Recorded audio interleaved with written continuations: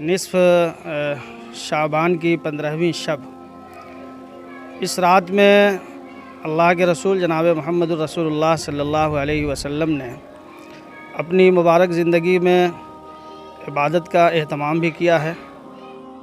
تو اسلام ہمیں کوئی بھی ایسا کام کرنے کی اجازت نہیں دیتا ہے جس سے دوسروں کو اذیت ہو، دوسروں کو تکلیف ہو، اور پھر پٹاخے بازی، آتش بازی میں پیسے کی بربادی ہے، وقت کی بربادی ہے، اور کبھی بعض دفعہ کبھی اس سے بڑا حادثہ رونما ہوتا ہے کہیں۔ آپ دیکھ رہے ہیں بہار آج کل، اور میں ہوں عمران علی۔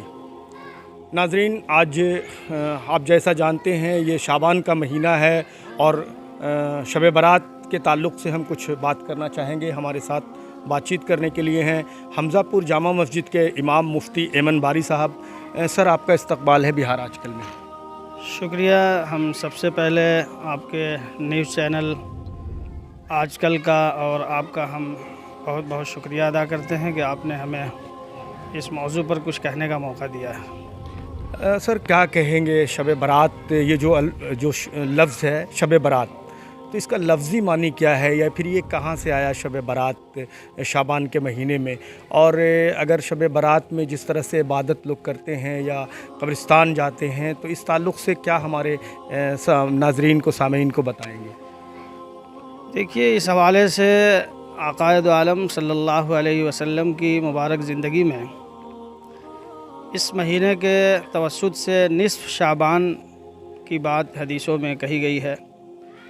نصف شعبان کی 15ویں شب، اس رات میں اللہ کے رسول جناب محمد الرسول اللہ صلی اللہ علیہ وسلم نے اپنی مبارک زندگی میں عبادت کا اہتمام بھی کیا ہے، اور اس سلسلے میں بہت سارے محدثین کرام، خاص طور سے ابن تیمیہ رحمۃ اللہ علیہ نے اپنی کتاب میں اس رات میں عبادت کے حوالے سے لکھا ہے کہ اس رات میں عبادت کا طریقہ پچھلے سے زمانے سے سلف کا طریقہ چلا آ رہا ہے۔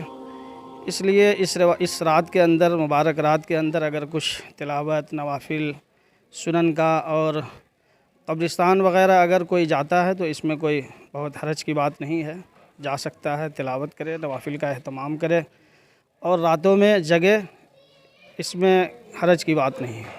سر، ایک بات جاننا چاہیں گے کہ لوگ اس رات پٹاخے چھوڑتے ہیں، بچے باہر میں دکھائی دیتے ہیں، دوسرے یہ کہ گھروں کو بہت روشن کرتے ہیں، اس تعلق سے کیا کہیں گے؟ دیکھیے، پٹاخے اور آتش بازی سے جو عبادت کا ایک کنسیپٹ ہے، تصور ہے، وہ کہیں نہ کہیں پھیکا پڑ جاتا ہے، اور فطری طور پر انسان کا ذہن ایک عبادت سے دوسری طرف چلا جاتا ہے۔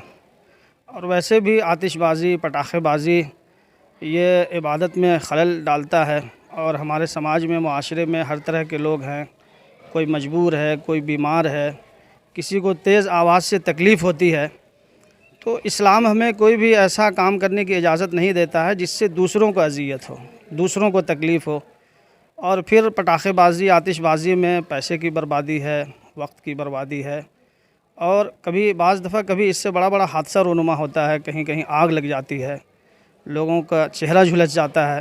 تو اسلام ہمیں کوئی بھی ایسا کام کرنے کی اجازت نہیں دیتا ہے جس سے دوسروں کو اذیت ہو، دوسروں کو تکلیف ہو۔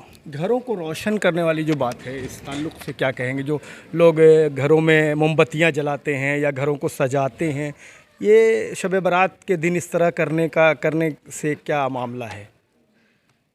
دیکھیے، گھروں کو اصل تو ہماری سجاوٹ یہ ہے کہ ہم اپنے گھروں کو قرآن کی تلاوت سے سجائیں، نوافل سے سجائیں، ذکر و اذکار سے سجائیں، اور اچھی باتوں سے سجائیں۔ اسلام بہت ایسی چیزوں پر توجہ نہیں دیتا ہے جس کا تعلق عبادت سے بہت زیادہ نہیں ہے۔ کوشش یہ کریں کہ بس اس رات میں عبادت، تلاوت، نوافل وغیرہ کا اہتمام کریں، خود بھی کریں، اور اپنے اہل و عیال کو، بچوں کو کوشش کریں کہ سب لوگ مل جل کر ایک عبادت کا ماحول، واتاورن پیدا کریں، اور نیکی، نوافل، تہجد، قرآن پاک کی تلاوت، تسبیحات، اور کوئی بھی ایسا کام نہ کریں اس رات میں جس سے سماج کو تکلیف ہو، پرشاسن کو تکلیف ہو، بیماروں کو تکلیف ہو۔ آپ ایسی کسی بھی سرگرمی سے دور رہیں، پرہیز کریں، آپ اپنے گھروں میں رہ کر، مسجدوں میں جا کر، قبرستانوں میں جا کر اپنے مرحومین کو یاد کریں، یہاں تک تو سب ٹھیک ہے۔ شکریہ، بہت بہت شکریہ احسان عمران صاحب، بہت بہت شکریہ آپ کا۔ یہ تھے مفتی ایمن باری صاحب جو شب برات کے تعلق سے کچھ معلوماتی باتیں بتا رہے تھے۔ ناظرین، ہم سے جڑنے کے لیے بہت بہت شکریہ۔